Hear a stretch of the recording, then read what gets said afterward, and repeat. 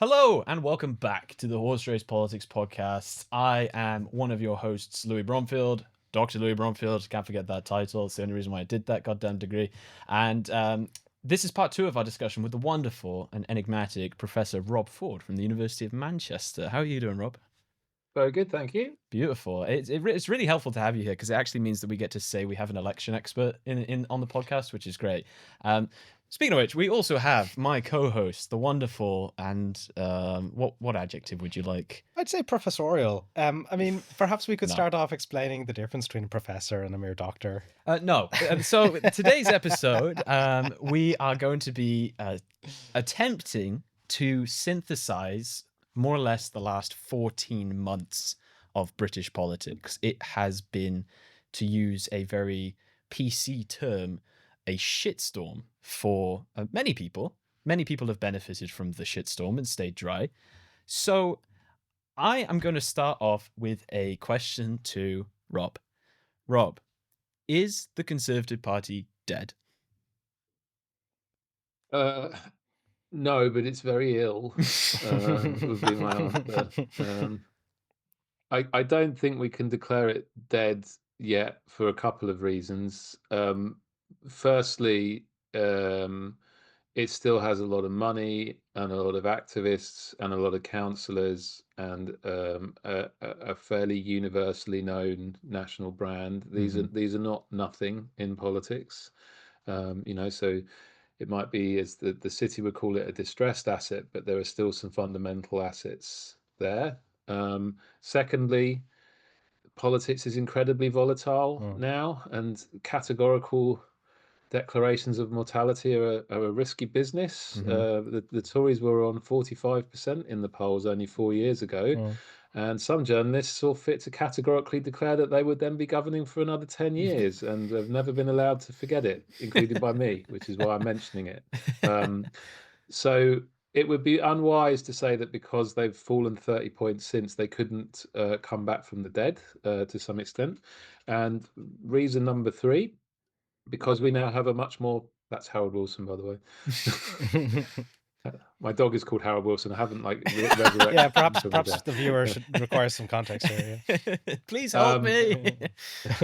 So reason number three is, in a very fragmented political context. So say we've got Reform about 30, Labour about 20, Tories about 15. If you get a sort of 5 or 6 point swing from the Tories to Reform, which is from Reform to the Tories, which is fairly modest, then you're in a situation where it looks like close to a three-way tie. So you don't actually have to move the dial very far to have a very different conversation with the Conservatives playing a very different role within it.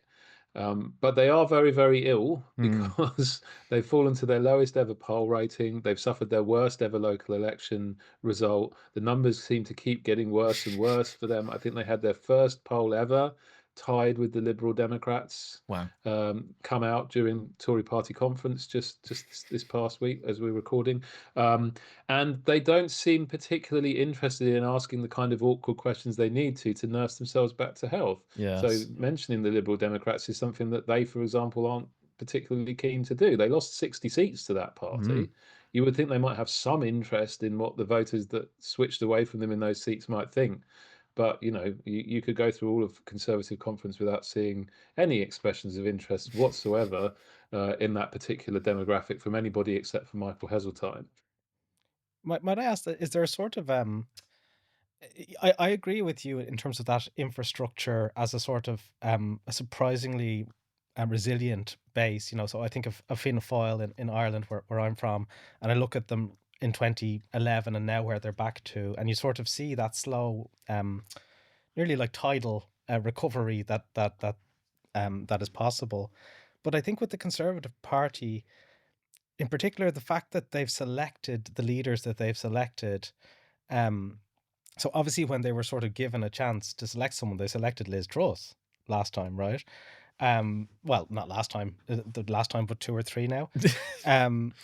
But and they've obviously been kind of Boris Johnson fans, and has there been, I guess what I'm trying to ask is, has there been any kind of self-reflection or sort of reckoning internal to the Conservative Party about the decisions that, again, I guess I was talking in the previous episode about people thinking about their decisions before the consequences, but certainly after these consequences have crystallized, you'd surely think that people might rethink the type of policies and leaders that they're backing, but they don't seem to have done so. If you look at Badenoch's kind of politics.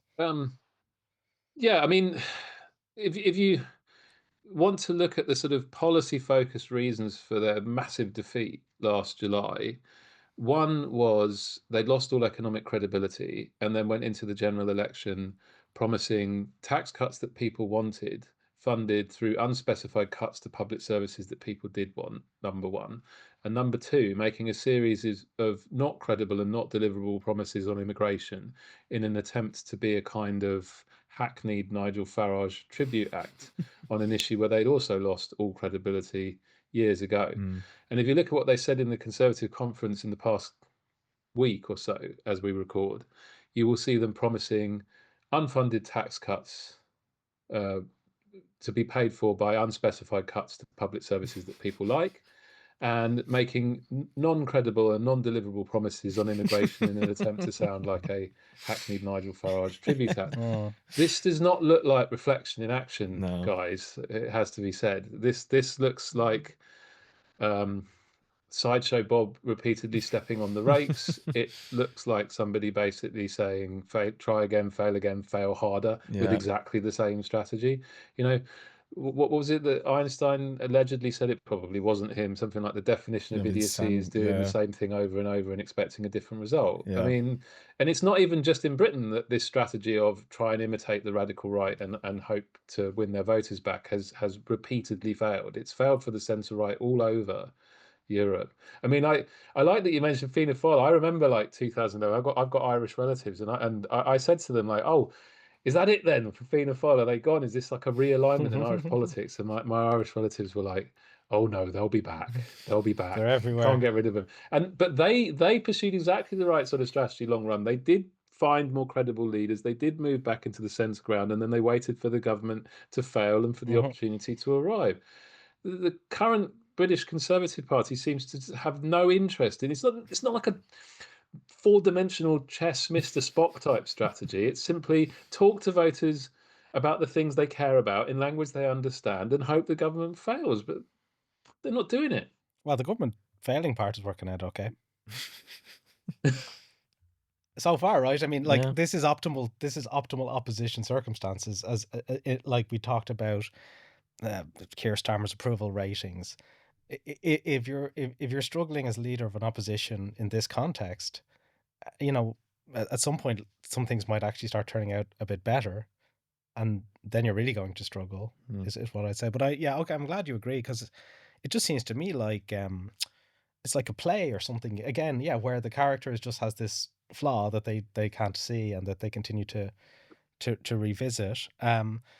One thing I was going to ask is, so like you mentioned, we talked a little bit in the previous episode about a war in the Labour Party between kind of steady as she goes and let's go left a little bit. Robert Jenrick's kind of pitch, how do you analyze that politically? Again, it's kind of a cosplaying reform tribute act. Like, do you see it that way? And maybe you could tell us more, like, why that fails so often. I mean, the Jenrick pitch almost seems to be the problem with reform is that they're not hard right enough. We want to outflank them to the right. You know, that kind of almost openly racial language of Enoch Powell that we haven't seen for 50 years in politics. I thought it was disgusting. But, I know, and Farage is a more astute operator than he's given credit for in this kind of very toxic and contested space. He disowns, at least some of the time, people like Musk and Robinson. He avoids most of the time the language of openly racial or openly religious hatred, and Jenrick has just strode into that stuff like a blind man walking through a minefield. And it's bizarre to me that when presented with what is essentially an open goal, an opportunity to say very clearly, as Ted Heath did in response to Enoch Powell, this is not the kind of Conservative Party that you want. It's not the kind of Conservative Party that we want to be. Badenoch was instead like, oh, well, people express themselves in different ways. Yeah, they Well, certainly yeah, they and certainly some do. of those ways are not acceptable, Yeah, but they're exactly. not willing to say that. So it doesn't make sense to me as a strategy, even if you bought into the premise that you can beat the radical right at their own game. And I don't think that that premise holds up.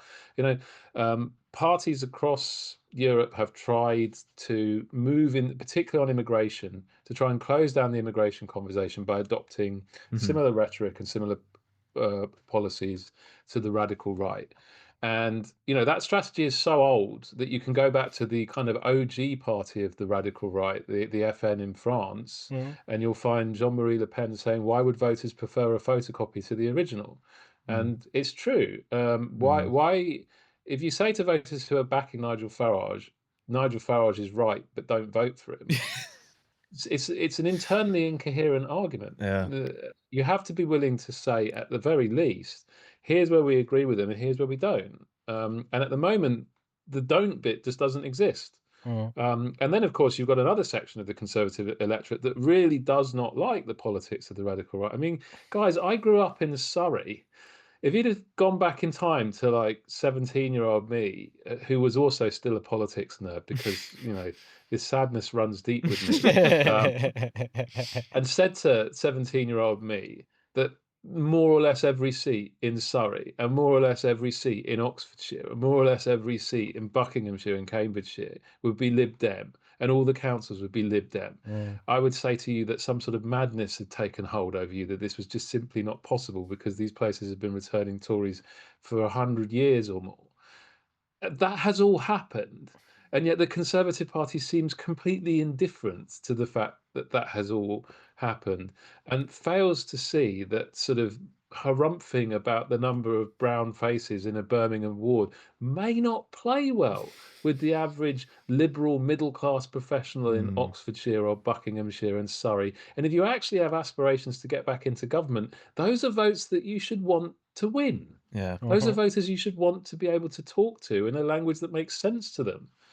You know, you're not going to build a majority on the back of Essex and Lincolnshire, even if you could win them, and you can't No. because those places prefer Farage to you anyway. Yeah. And if you just look at the skillfulness of Farage's parry compared to Jenrick, it's really illustrative. Like, so, you know, we discussed the famous swan epidemic of like swan attacks, which if you have eyes to see, I think is a deeply racist idea.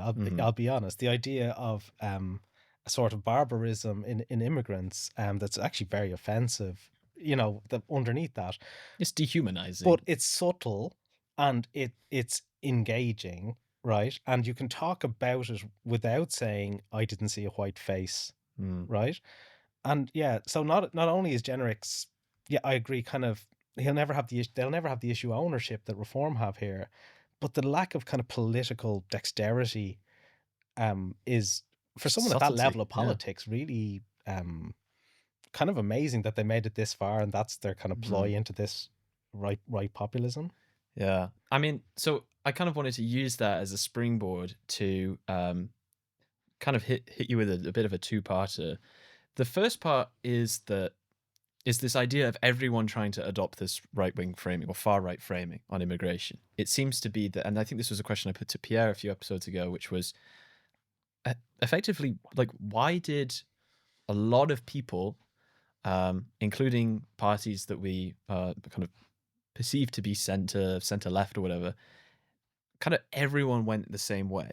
People went the same way to varying extents, but you know, the fact that we have a Labour government that is trying to not necessarily outflank reform, but talk about immigration through this kind of law and order perspective. They're cracking down on immigration. I know the higher education sector was kind of hoping that Labour would adopt a different framing on immigration, only to be kind of let down by Student that. immigration. Student immigration, yeah. First of all, I'll ask the first part first. Like, kind of, do you have any understanding as to kind of why everyone just kind of went that way and nobody really kind of knee-jerked in the opposite direction, or anyone to the same noise level, if you will? Well, first of all, I'm not sure I entirely agree because, Yeah. of course, the Lib Dems and the Greens haven't gone in that Yeah, direction. I mean, the Lib Dems don't talk a lot about immigration, but when they do, they make Yeah. the kind of squishy and vaguely positive sounding noises that one might have associated with the Labour Party of Tony Blair or something like that. Immigration is good for our country, and we like that, and we don't want to be bashing immigrants and scapegoating. The Greens are more stridently and openly pro-immigration a lot of the time. So that there are parties over there on the progressive left who are not insubstantial in the current polling and electoral environment, who are, and plus the nationalist parties too. The SNP has always been very sort of pro-immigration and unapologetic about it. Plaid too, I believe, much of the time, although it's not necessarily a thing that they make the most noise about either. So there's a cluster of progressive left parties who say positive things about immigration. So really the question is more like, why are Labour and the Tories going in this direction? And I think the answers are sort of slight variations on several core themes for both parties. So I think that there is a salience story here, there is an electoral geography story here, and there's a recent electoral history story here.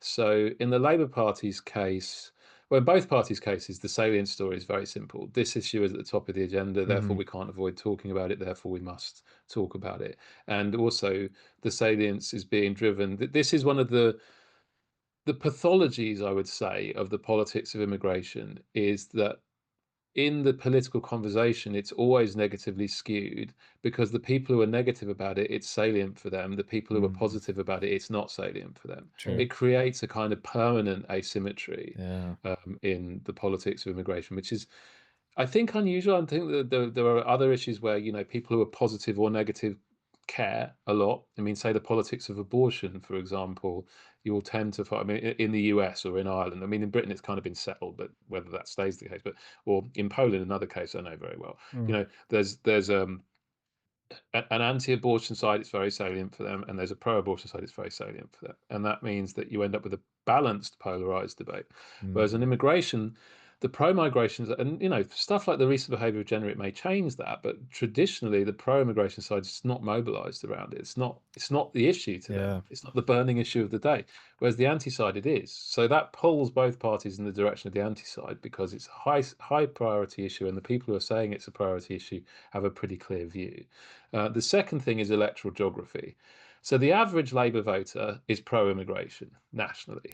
The marginal Labour voter in the marginal seat is less pro-immigration, still more pro-immigration than the average MP representing that marginal seat imagines them to be, I think, but nonetheless definitely less pro-immigration than the average voter in the Labour coalition nationwide. And so that will tend to pull them in the direction of a more and certainly the marginal Labour voter in the marginal Labour seat is way less pro-immigration than the marginal Labour activist, to take an example.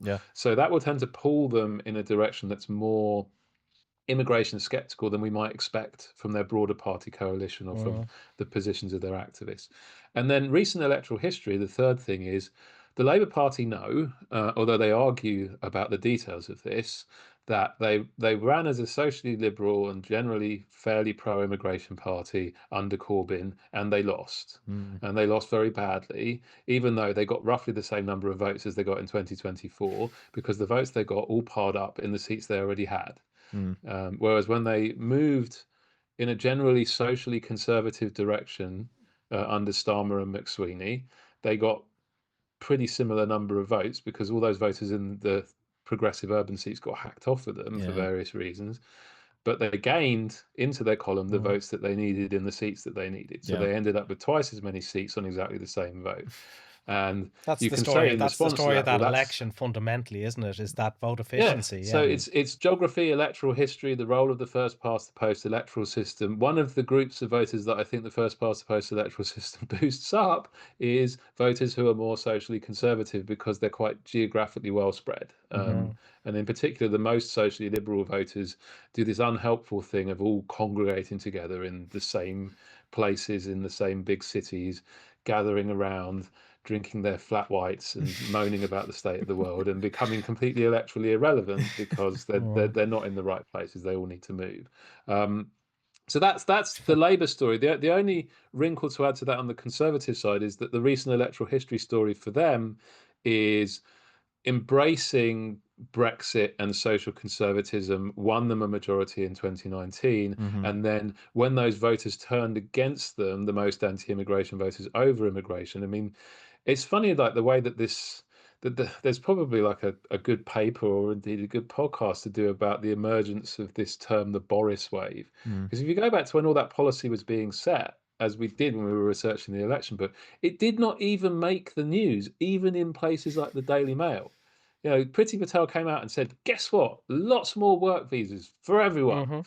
And no one reported on it. No one cared. The graphs The went the implications graphs of went this were mental. not, If you're looking at the yeah, graphs, and especially in terms of the origin points of immigration flows, changed really dramatically. yeah, Yeah. hugely dramatically. But it wasn't, it didn't require like genius foresight to see that that was the trajectory that policy change was going to put the country on. And it wasn't as if Johnson and Patel shied away from that. They said, we need these workers, we're recruiting these workers, it's good for the country.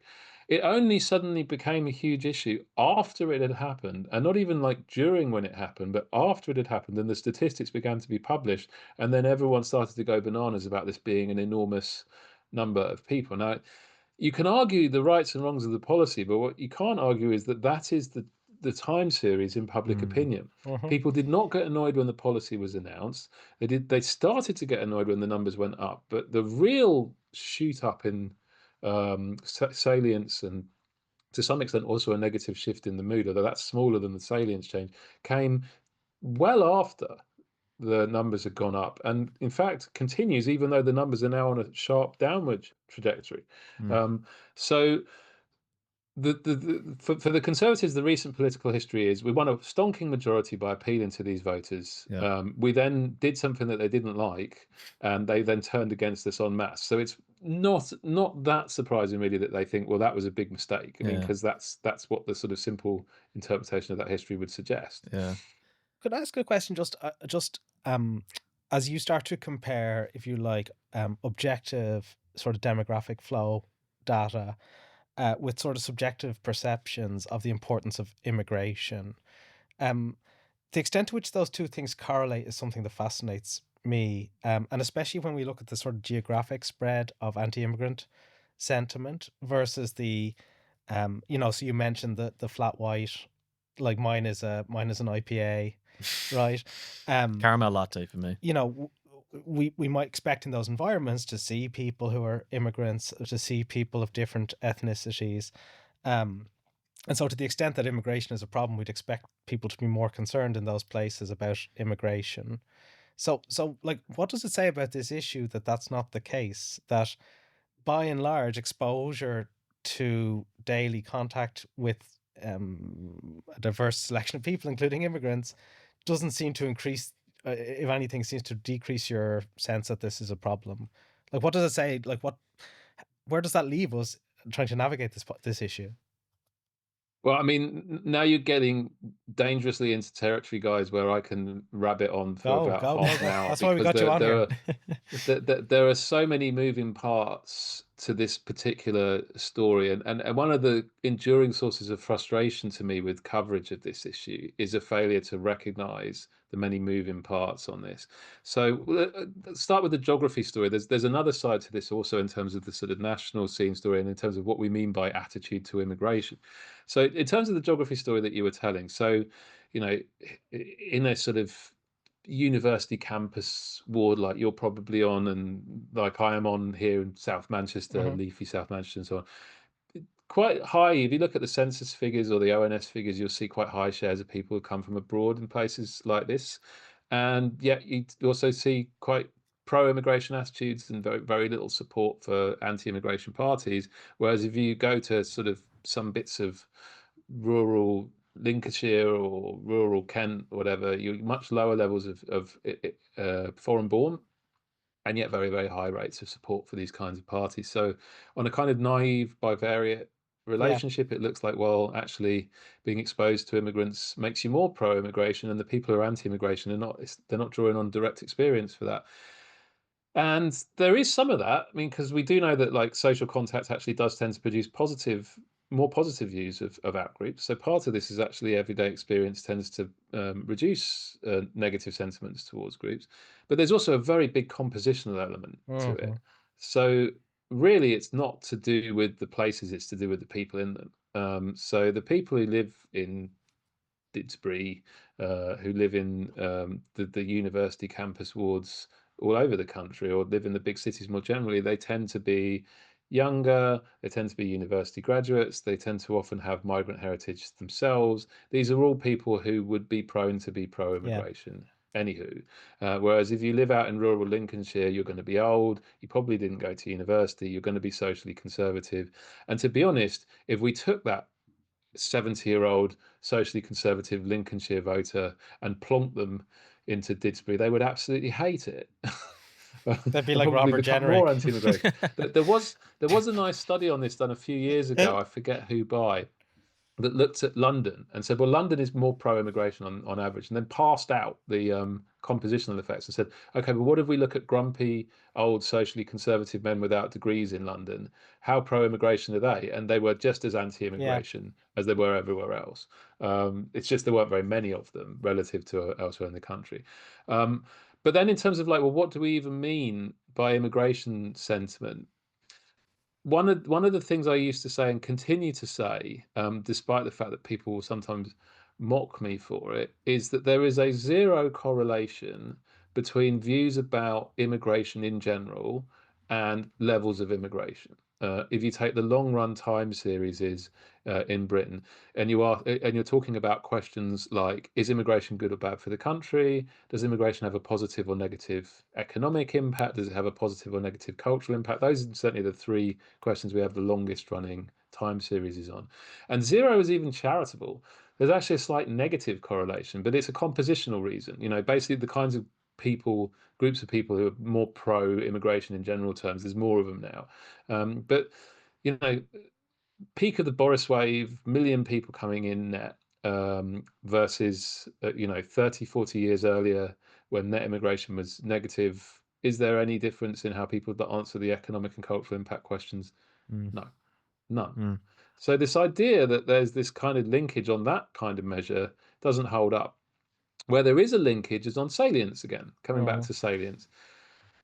There is quite a tight linkage, but with a kind of lag, which I think we can get into interesting discussions about. Well, what is responsible for the lag? Media, politics, just the diffusion of information rather. But with a lag, there is a strong linkage between levels of immigration and the share of people saying that immigration is a key issue for them. And that's being driven entirely by mobilization and demobilization amongst that group of people who are stably prone to saying immigration is negative all along. They don't become more negative, but they become more agitated when immigration is high. Whereas the pro-immigration side just do nothing in all of this process. They're happy when immigration is low. They think immigration is good when it's low. If you ask them, would you like some more of it? Yeah, maybe. Don't really care, though. Don't care that much about it. When it's super high, they're like, yes, I'm happy with it. It's good for the country. Do you want more or less of it? Yeah, don't really care. So they just, and they're never rating it as a salient concern. It's not like when it gets low, they're saying, God, this is going to ruin the country. Put immigration up. So you don't get that salience relationship at all on that side. Yeah. And just to clarify, maybe for listeners, salience is a kind of word that we use to say importance, right? So it's a kind of synonym for like how important you think a given topic is for how you're going to vote or for the future of the country. There are various ways of asking the question. My favorite question on that has always been the one that Maury pioneered in the 70s, because it doesn't impose an answer on people. So pollsters have different ways of asking this. One way is you say, here's a list of 10 issues, which ones are the most important? YouGov are fond of that measure. What Maury says is, what's the most important issue in the country right now? And then they just let people, when it was phone polling, they would just let people say. Now it's all internet.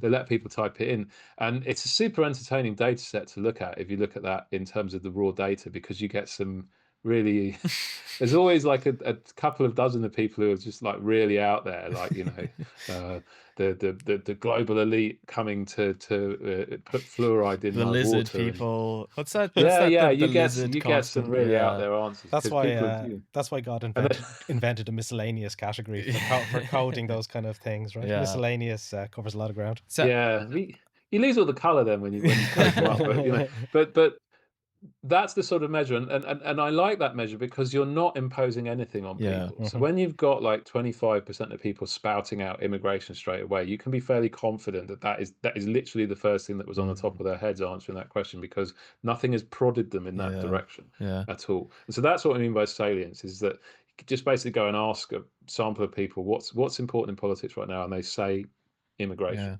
But So so if I come back to that, so this is a whole, obviously salience, and it aligns with the whole theoretical framework of how we see party politics working, which is kind of issue ownership as a key vector of like political communication strategy. Like, so what does that mean? It basically means if you're a reformer, you want to be talking about immigration. Yeah. If you're Labour, you want to be talking about the NHS is traditionally associated with Labour.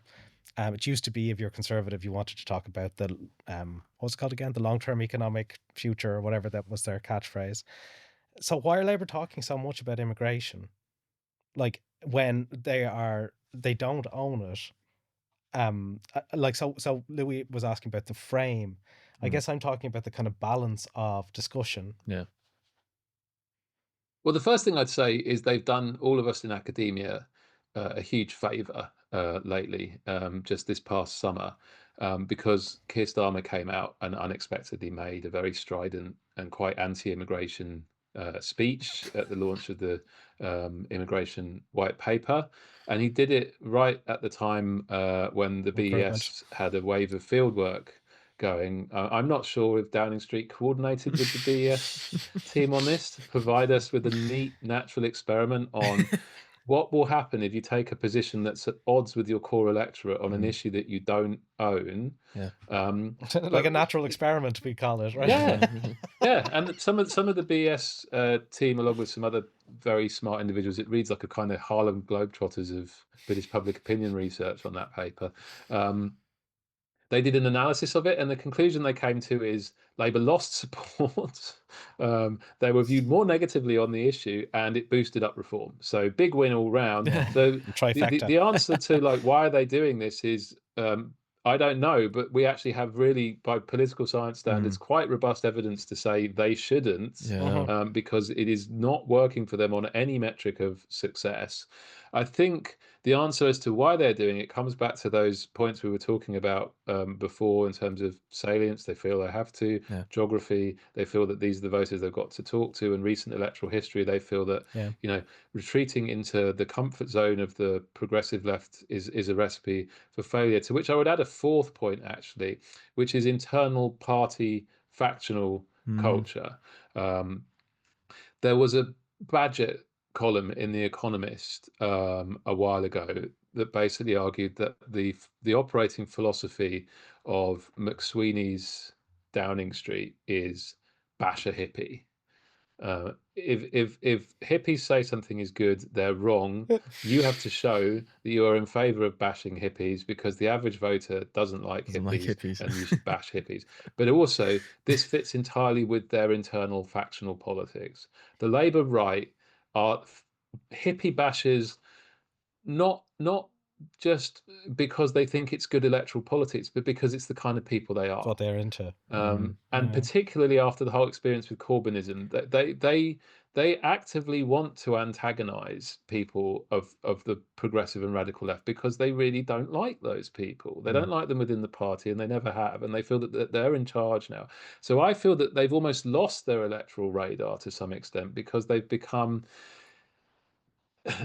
or let me put it this way: they embrace the argument that we must talk with immigration with a great deal more zest and enthusiasm than they would if it wasn't if they didn't also believe that it really annoys people that they don't like. And this leads them astray, because it leads them to take positions that, from an external political science perspective, make no sense at all. It's back to the Nigel Farage is right, don't vote for him problem. Yeah. Why are you competing on his home pitch? Why are you not competing on your home pitch? Home advantage is important in politics just as it is in sport. Why do you keep setting up away And fixtures on an issue the where government. you're not trusted? I mean, the way Labour go on, they've got this huge. I mean, in the one thing I'll say for the British Constitution is, like, you can't blame the Constitution for not getting stuff done when you have a massive majority, right? Like, it's like politically, constitutionally, whatever, they've got an open field Mhm. of things that they can do. Yeah. And it has been striking how, in that context, they've sort of the mechanism you describe actually does account, I think, for some of the failures that they've had. Could I just ask, maybe, are you seeing, so there's been a sort of a relaunch in recent weeks of the Labour project, and we've moved into I can't, there was meant to be 5 stages at one point, but now we're through stage 1. We fixed the foundations or whatever the line was, and now, we get a Brit card. Like, how are you, so they're trying to launch a more sort of assertive, I guess, visionary leadership. Mhm. Is there any opinion that that's taking hold amongst the electorate? I do have a follow-on question Yeah, from sorry. this. So, no, Rob, go first. I think the jury's out, but I don't really think it was a very encouraging sign that you had Starmer give his speech to the conference floor when he talked about, like, we will fight the divisive politics of reform with every fibre of our being, and their arguments that people who've come here and contributed in good faith can never be British are wrong, and everything like that. And then the very next day, you have Starmer's new Home Secretary announcing proposals that essentially attempt to restrict access to citizenship and associated benefits for refugees. The current Labour Party immigration policy is still to extend the time that you've got to be here before you get ILR from 5 to 10 years, potentially with some potential to earn it back somewhat, quote unquote, but which, if you know the public opinion on this, is nuts, because something like 75% of voters at large and well over 90% of Labour-leaning voters say 5 years is already too long or long enough. So they're going into a kind of weird niche space that's like even more restrictive than reform. But that's the point, is that they're not.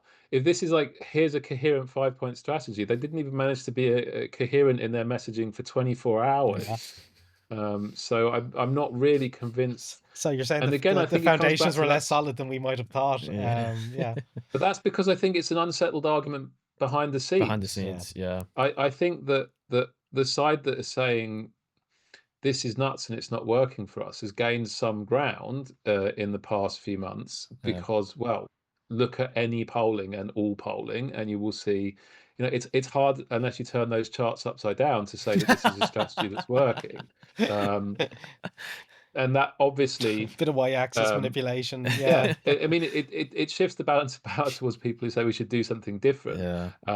But the people who say that we should do something different includes people that the current leadership don't like, and they don't like admitting that those people are right.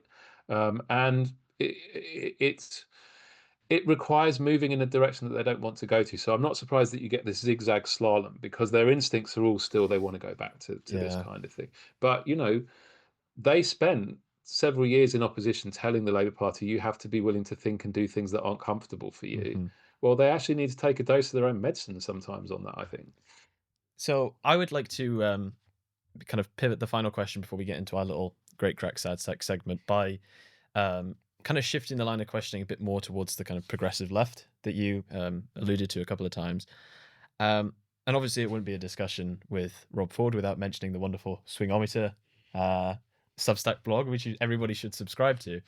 There was so this is kind of a two-parter question. Just to quote you, where you were talking about Starmer's unpopularity, and you said, and I quote, it might help if Starmer's unpopularity was offset by positive ratings of his government on key issues. And they basically have net negative approval on effectively every issue that YouGov was polling, from inflation to welfare to housing to defense, literally everything. I think the best case comparisons were where they were literally at zero. The weather hasn't even been good, The weather has been shite. So the first point that I wanted to bring up is that I think it was right in the immediate aftermath of Angela Rayner resigning. The Labour decision was to try and pivot towards, even just for like 24 hours, was talking about the employment rights bill that they're pushing through, that Angela Rayner was kind of a champion of. And there was a Guardian article that was talking about how the polling of all of the measures that were within that bill were extraordinarily popular, very well received by the general public, but that the general public had no clue that this was something that the Labour government was actually trying to push through. So to use that as like a bit of context, you also mentioned that with the May local elections, that the Liberal Democrats doubled their seat total, that the Greens doubled their seats as well. Obviously, the kind of big shift is Conservatives dropping down and Reform surging. So I guess the two-part question is, does Labour being so terrible with messaging regarding policies that they really should be championing, like employment rights, for example, does that help open a space for the kind of parties like the Green Party, for example? And if it does, do you think that there is too much fragmentation on the left for any party to kind of really surge through? I'm thinking in principle about the Greens, kind of the Lib Dems eating into that, but then most recently the kind of catastrophically bad launch of your party eating into that same political space. So yeah, do you think that that progressive left has an opportunity here? And if so, who are they coalescing around? Can Polanski change the fortunes of the Green Party? I mean, I think you're right on the messaging point. To start with that, I think you're right that Labour have been very poor at this. In a rare example of wanting to sort of offer a little bit of a defense for them, I think it is much, much harder than it was the last time Labour were in government, because the information space has become so much more fragmented. Sure. Voters have become much more skeptical. So the fact that people just don't know what you're doing it's a tougher boulder for Sisyphus to push up the hill than it was in the past. It's always difficult because voters have always relatively low engagement, so it's always hard work to just get credit for what you've actually done. It does it's a double-edged sword because it does provide them with an opportunity to swing things in the campaign by just educating voters about what they've done. There's a very classic article from decades ago, Andrew Gelman I think was on it, where his argument was that most of presidential campaigns is just voters finding out what governments have done and what parties stand for.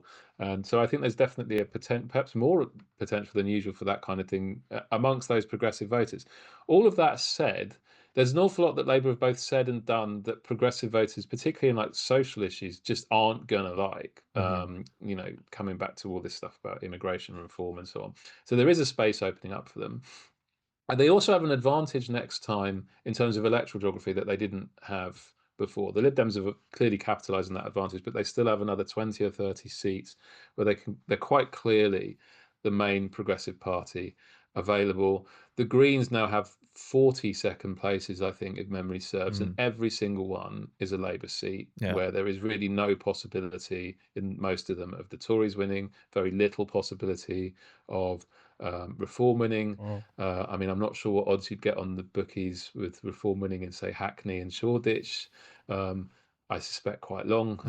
So in those clusters of seats, that this will be one of these apocryphal, videos that gets played, like as Hackney and Shoreditch falls to Reform. Yeah, there's a Sigma male alpha edit of Nigel Farage smoking a cigar as Rob Ford's crying in the background. Yeah, I mean, I think as a country we may face bigger problems than the death of my reputation.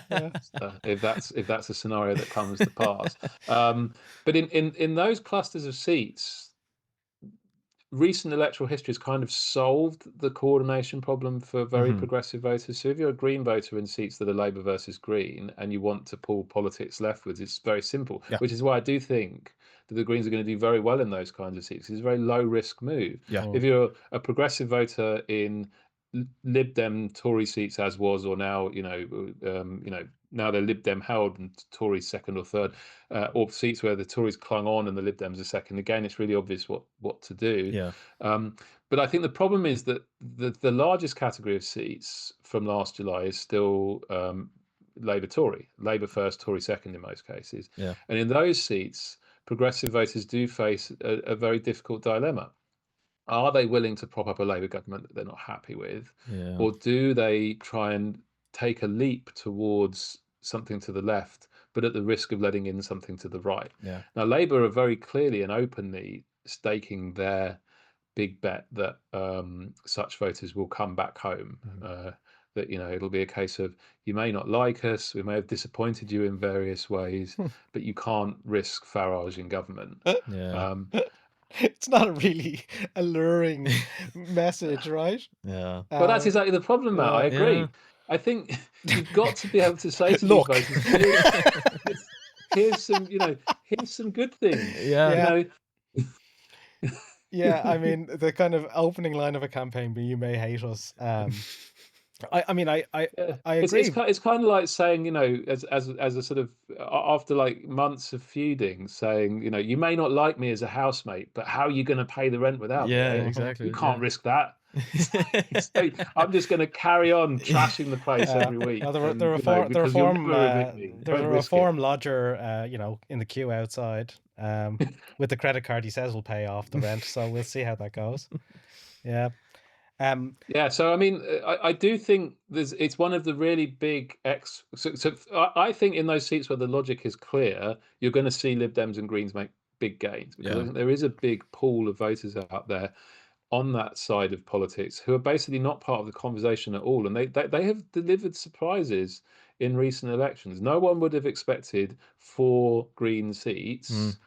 Even a year or a year and a half before the general election. Certainly no one expected 70 seats. I mean, I did if I may plug my own forecasting for once, I did a piece at the start of 2024 where I basically, it wasn't even really a very complicated forecast. I just said, like, let's just do some swing stuff and assume some tactical voting, what comes out. And I said like 60 Lib Dem seats. Nice. And that was the biggest pushback I got, was on that number, not on any of the other numbers. They were like, people were like, that's nuts. No way the Lib Dems get 60 seats. And they got 72. 72, yeah. Because it was a section of the electorate that had a clear and well-telegraphed set of preferences, a clear strategic context. No one was talking about them, and then they just behaved in a way that was very predictable. I think if you look at Labour Green seats, all of that applies. And I would expect, therefore, the Greens to make substantial gains, maybe take some of those seats. Same in the remaining Tory Lib Dem seats. But in those Labour first, Con second seats, it's really, really hard to be sure how that crucial segment of the electorate is going to fall. But I think the category error that in particular a lot of Labour MPs make, and even some Labour strategists who should really know better, is to look at those seats and say, well, the really important thing here is the people who are switching from Labour to Reform. It's like, no, actually, you could lose not a single vote from Labour to Reform and lose that seat because you lose disaffected votes on your left flank. And the fact that you keep on making, I used to say that the problem with the Tories and the south of England was that if you keep telling voters you hate them long enough, eventually they'll believe it and act on it. Yeah. And there was a lot of people around Labour who seem very eager to tell voters who find the Greens or Lib Dems attractive, we don't like you, we hate your guts, we think your politics is stupid, and we're going to make a virtue of ignoring it at every possible opportunity. If you keep doing that and then turn around and say, what are you going to do? What have you got that's better? They'll say, well, sorry, I don't care if what comes next is worse. I still want to register my annoyance at you. Which in the end is gas, because it's very similar to the dynamic we talked about for Reform voters, right? It's a kind of like, I may as well take a risk. Yeah. We can call it the fuck it phenomenon. I think that's a pretty apt title for it. Yeah. Fuck it politics. There's a lot of it. That's my contribution to political science. The final contribution to political science that we'll be making today, though, is the return of Matt's Wall. Oh, I can't get this right. Matt's Wall of Great Craic and the Sad Sack. So I have one nomination for each. Rob, I don't know if you have your own nominations to throw in the loop for people who've had a good or a bad week. And then, Matt, you have your own. So I'm more than happy to kick things off. Let's hear it. So my nomination for the Great Craic is Donald J. Trump, who has seemingly ended yet another war all by himself. And because basically in the early hours of this morning, I believe, UK time, we've had a supposed agreement of a pausing, let's just say, to use a very safe word, of the Israel-Palestine conflict, to put it bluntly. This is this has about 4 million caveats to it, though. That's the main issue. The reason why they're in Great Craic is just that I haven't heard any news stories about like a Palestinian child being blown up today. So that's a good win. But the caveats are that there's really the first focus of this stage is releasing hostages and prisoners. So there's a small handful of Israeli hostages. There's several thousand Palestinian prisoners who should be getting released. This is good. And things have temporarily halted. However, the caveats come in the form of we don't really know what the where Israel is going to retreat to, if hardly at all. So this will kind of all play out over the coming weeks. And by the time this podcast goes live, who knows? Things may be very much different. My nomination for the sad sack we hit in last episode was Robert Jenrick and his inability to find another white person in a ward in Birmingham. My heart goes out to Robert Jenrick. He seems to be going through a really tough time of not seeing any other white people. But I'm sure it wasn't a race I'm sure thing. he saw a few white faces at the Tory conference. I'd say there was a few white people around. Yeah, it's interesting that his emphasis was on wasn't his whole kind of shtick going to a place where it's just looking for litter and rubbish, and he didn't decide to do a point about like I think he said it's the closest he's seen to a slum in the United Kingdom. yeah. Yeah. But I'm sure it's got nothing to do with he's not a racist at all. He was just being objective. I'm not making any allegations. I'm just saying that Robert Jenrick seems to have had a really rough time in Birmingham for the last few days. Gentlemen, do you have nominations for who's had a good or a bad week? And again, as a caveat, I should say that we are doing this on the 9th of October. So something might have happened in the next 2 weeks that kind of overrules Robert Jenrick's pain. Rob, did you want to have a I've go? got a couple that are Tory conference related as well. Nice. So I think partly for reasons that you just alluded to, Louis, Kemi's had a pretty good week. So great crack for her because she managed to deliver a conference speech. She managed to set the bar low enough for her conference speech by, for example, not knowing that Northern Ireland voted Remain 2 days before, while talking to a Northern Ireland editor, I should add. I think the phrase that she used was, "Last time I checked, Northern Ireland voted Remain," which technically, from a fact-checking perspective, may not be untrue in that she never has checked, and Northern Ireland never has voted Leave. So she improved on that stellar performance with the regional journalists by delivering a speech that didn't immediately blow up in her face. So great crack for her. Well done, Kemi. Sad sack for me is Mel Stride. Listeners may not know who Mel Stride is. They won't be alone in that, because it seems neither do picture editors at major national newspapers, because a story about Mel Stride, Shadow Chancellor for the official opposition, and his speech was illustrated with a picture of a man who most definitely was not Mel Stride. So sad sack for him. Unlucky Mel. Well, just to say, the First Minister here in Wales, Eluned Morgan, had a similarly chastening experience at the Labour conference, where she was referred to as Eleanor by our glorious leader, Sir Keir Starmer. Sir Keir Starmer. Most unpopular leader at this point in British polling history. So another triumph for him. But I'm going to take us just to Irish politics for my great crack and sad sack. So we're having a presidential election in Ireland this month, and Irish presidential elections are kind of insane because they're for a position that is basically symbolic and sort of head of state, without, it's not unlike if you elected the king or the queen here in the UK. So they have a role constitutionally, but their role is mainly just to check that laws are constitutional, if that makes sense. So day in, day out, the president of Ireland is someone who kind of goes around the place and opens, opens businesses, meets, takes pictures, doesn't have a lot of power. So there's always a slightly carnivalesque aspect to these campaigns. This time around, so Conor McGregor wanted to have a go, but didn't make the nomination. Who the fuck is that guy? He did tweet about it, but that was as far as it went. I think that's political engagement. Yeah, that was his effort at political engagement. The sad sack though is Jim Gavin, who is the Fianna Fáil nominee. So Jim Gavin had managed the Dublin Gaelic football team to a period of like unprecedented success, right? and I'm from Dublin, so I had a kind of a positive association. But in all the time he was Dublin team manager, he was kind of famously taciturn and non-communicative, right? So, he wouldn't say a 5-word sentence when a 2-word sentence would do. And so there was like a lot of puzzlement about this nomination, which came very late in the day and kind of out of the blue, and was presented by the Taoiseach, Micheál Martin, as a kind of a coup, right? Wow, look at this. We've got a celebrity candidate who's going to run. And about 3 weeks into his campaign, he's withdrawn. Nice. Or he's basically stopped the campaign. In a very Irish type story about it came out that a tenant of his had overpaid for rent, and that he'd never paid that tenant back for 16 years.